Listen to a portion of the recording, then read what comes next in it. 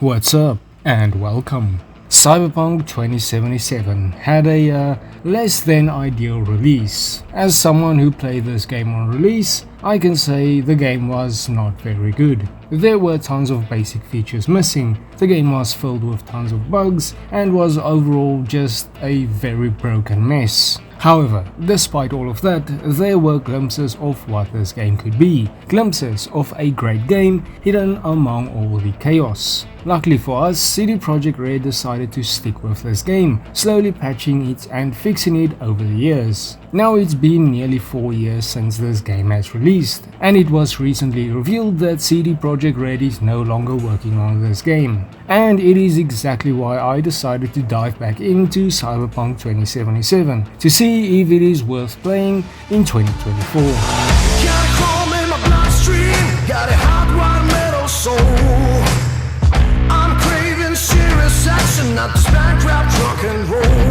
The character creator of Cyberpunk 2077 is kind of good, but also a bit disappointing at the same time. What exactly do I mean by that? The game gives you a lot of variety in terms of presets. You can properly customize your V's face, and it's possible to create a unique looking V, hence why I think the character creator is good. However, it could be way better if there were sliders. Dragon's Dogma 2's character creator also provides the player with a bunch of presets, but those presets can further be adjusted with sliders. This gives the player way more depth in terms of customization, which I think Cyberpunk 2077's character creator really needs. And it's my biggest complaint about this game's character creator. Now there are some smaller complaints I have as well. When it comes to the accessories, the game kind of sucks. First off, the game only has 6 tattoo options and they are all full body presets. Now these are the body tattoos and not the facial tattoos. Even though the facial tattoos have a little bit more options, they're still not very good. The reason why this sucks is simply down to the fact that games from the 2000s had character creators in which you could put tattoos on every individual limb of your character's body. How this is not possible in a game that came out in 2020 is baffling. The same can be said for the piercing options. The piercing choices are set, and they are equally as bad. Again, why aren't there individual slots for each piercing? Why can't I only give my V an earring or a nose ring? Why is it just not possible? Also, why exactly are all the piercings on the face? Why aren't there any body piercings? Have you ever heard of hip piercings, dermal piercings, wrist piercings, nape piercings, nipple piercings, navel piercings, or tooth piercings? Actually, I haven't even heard of that one before. The point I'm making here is that there are more piercings than just, facial piercings, and maybe the option to be able to equip these piercings in a video game would be kind of cool. You know what else would be cool? Cyberware. If you think I was going on about the body piercings and tattoos, well, there's a reason for it. This game has disappointingly little body customization for some reason. Your main companion in this game has a bloody silver arm, and yet you don't get any body cyberware. The best you get are the facial cyberware, but I think they could be better as well. The thing is, these types of options should be possible, as a bunch of modders actually manage to create mods that add these things. So, if a bunch of modders can create these things in their free time, I am sure a bunch of devs can do so too. Now yes, there are other smaller customization options that have similar issues, and I'm not going to go over each and every one of them because I'll just end up talking about the character creator. Yes, you can argue that these smaller customization options are pointless, and that is the reason why it's not in the game. But again, this is the game in which you can customize the size of your V's nipples and PP. So there's that. These smaller details can make the character creator so much better. And in some of these areas, this game is inferior to games that came out years before it. I don't want you to think that the game's character creator is bad. It's actually pretty good. The reason I'm complaining about it is that it could have been way better, and I genuinely believe that with a bit more effort, this game could have had the best character creator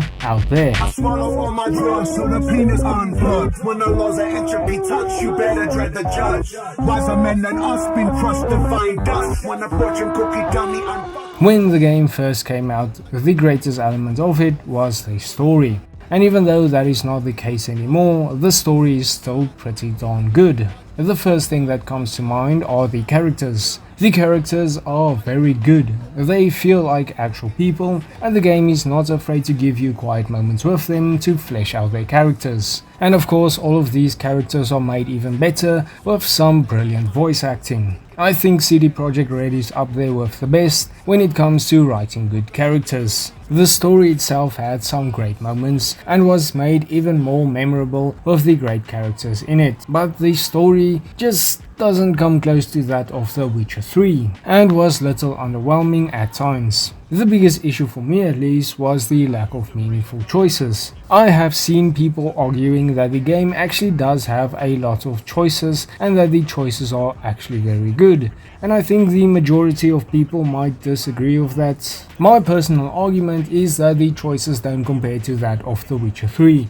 Most of the choices just kind of felt hollow, meaning that the choices was kind of built up to seem important, but actually they were kind of meaningless. There were never moments in this game that made me reflect on my choices or consider my actions, like in The Witcher 3. The first time I completed the Bloody Baron questline was so memorable, because the choices I made led to him dying, but Cyberpunk never had that moment for me. The game also doesn't really provide closure for a lot of the choices. Sure, you can save Takemura, but then he just kind of fucks off. And sure, you can see him if you choose the right ending, but it's just overall very disappointing. Another annoying thing this game's story does is create this false sense of urgency. Following this story shows how desperate V is and how V is slowly dying. But once the cutscenes are over, you can go and fuck around, do street races, get a man crucified and fight a shit ton of gangsters without any problem. Ludo-narrative dissonance. Ever heard of it? Furthermore, there are some crazy scenes that play out in stupid ways. Panam's plan to bring down Hellman's transport is complicated and well thought out, but then she pulls a massive gun out of her ass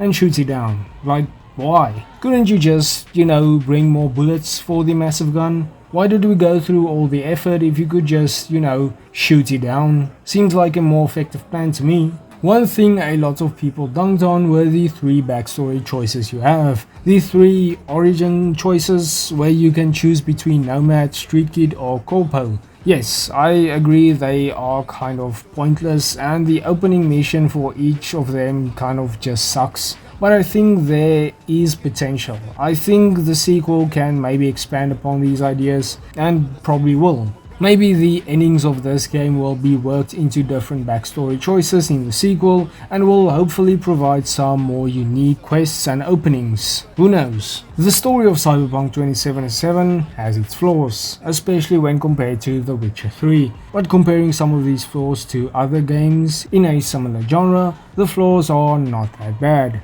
The story overall for me was a good time, and I think it's pretty good.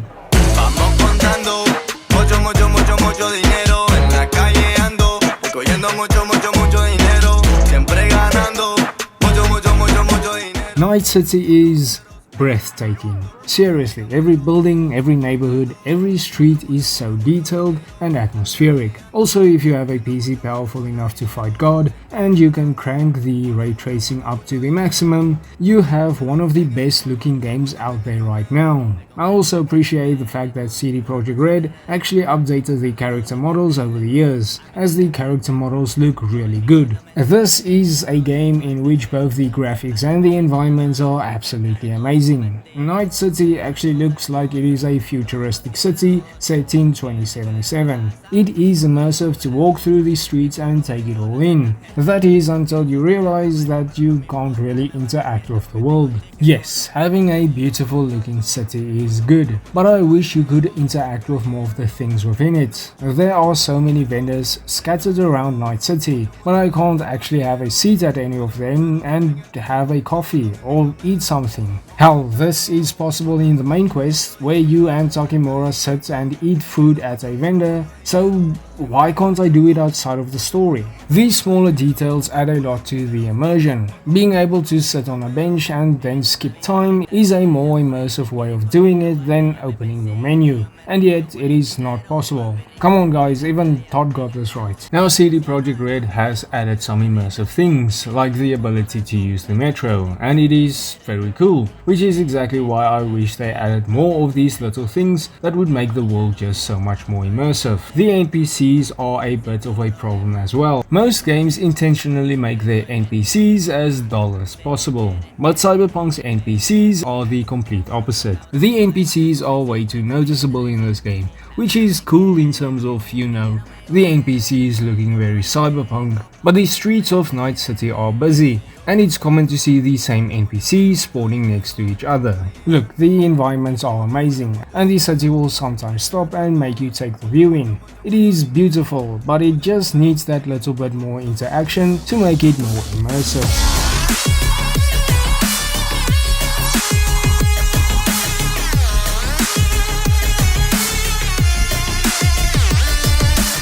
The missions in this game are a bit of a mixed bag. I think the first two missions you get after meeting with Dex perfectly sums up the missions in this game. On the one hand, you have a mission where you meet up with Evelyn and spend 40 minutes talking and getting a tutorial on brain dances. On the other hand, you get a mission where you and Jackie go to have a meeting with a bunch of Maelstrommers over a flathead, where you are given actual choices, and depending on the choices that you make, the meeting can go smooth or you can end up with a cool action sequence, complete with a boss fight at the end. The missions in this game carry on like this throughout the game, where you are given some pointless, boring missions that are overshadowed by the missions in which you are actually doing something. Yes, I appreciate that the game gives you some less action-packed moments with the characters, but the game has to balance it out. Side quests in this game are great. I think almost all the side quests kind of overshadow some of these boring main quests. Most of the fun you will have in this game is by doing side quests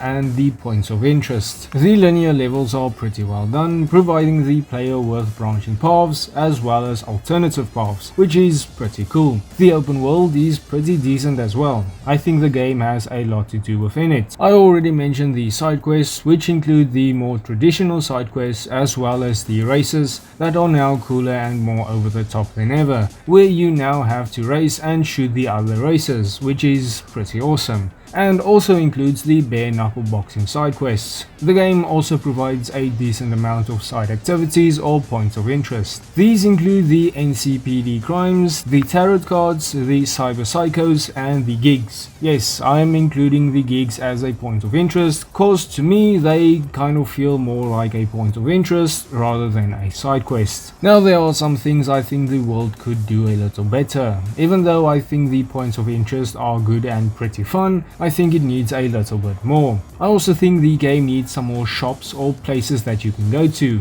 Sure, you can visit some nightclubs and the usual clothing and gun stores as well as adult stores, but you know, I would like to visit a Cyberpunk arcade with some Cyberpunk minigames, or a strip club, maybe the one Johnny visits when he takes control of his body, or a tattoo parlor, like the one Johnny visits when he takes control of his body, or a casino where I can play some minigames like Fallout New Vegas, or you know, even just a place to customize my vehicle. Again, this is a smaller complaint, but I do think it would add a lot to the world, and I think it is still in the realm of possibility and could have been in the game. Overall, the missions of this game at times are boring and at times are great. The world and the levels are good, with some minor complaints about things I think the world needs that could have made the world a bit more immersive and way more fun.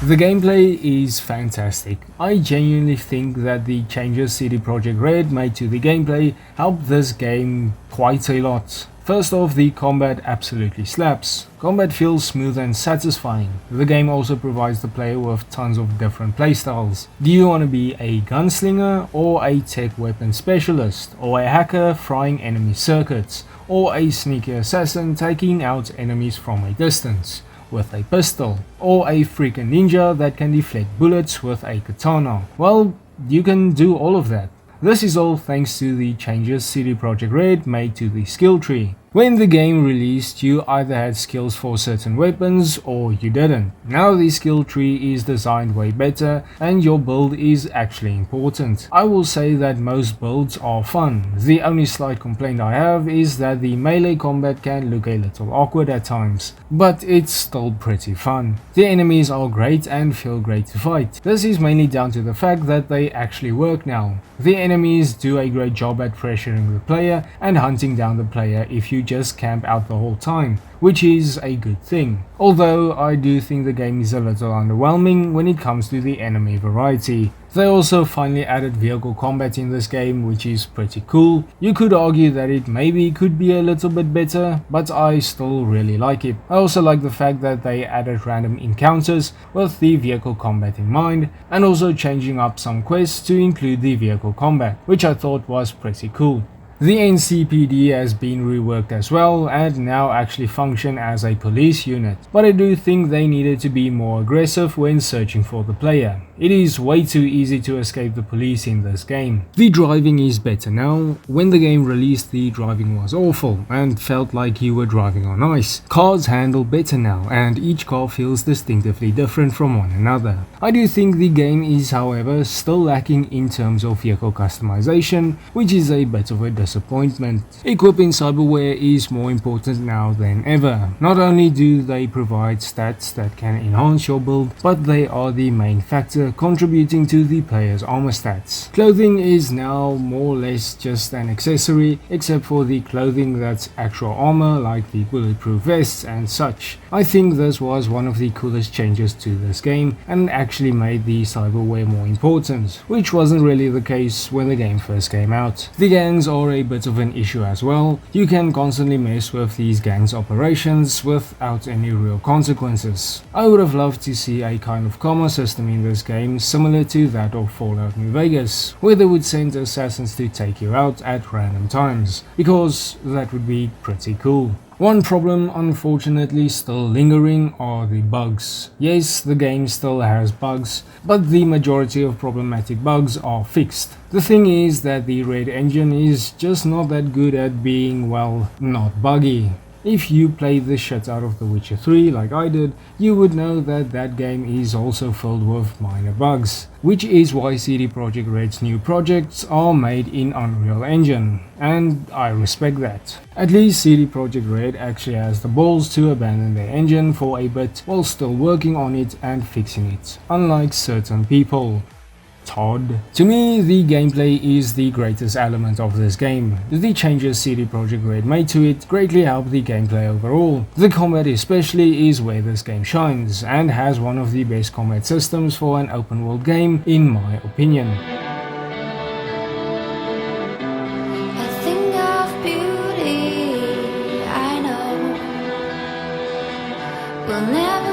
Cyberpunk has had quite the journey, from a flawed broken game to a game that is better than it ever was. You could argue that I was a little harsh with some of these criticisms, and well, sure, the thing is I had higher expectations for this game, not because of all the hype, but because I played The Witcher 3. There are many things this game does that's worse than The Witcher 3, and well, some of these complaints are things this game does worse than games that came out years before it, and hopefully we see some improvements when the sequel comes out. But despite all of my complaints, when I look at Cyberpunk in the state it currently is, I would say it is a very good game. So when it comes to the question, is it worth playing in 2024? The answer is yes, absolutely. That is all for this video. If you enjoyed, consider liking and subscribing. I thank you very much for watching. Bye bye.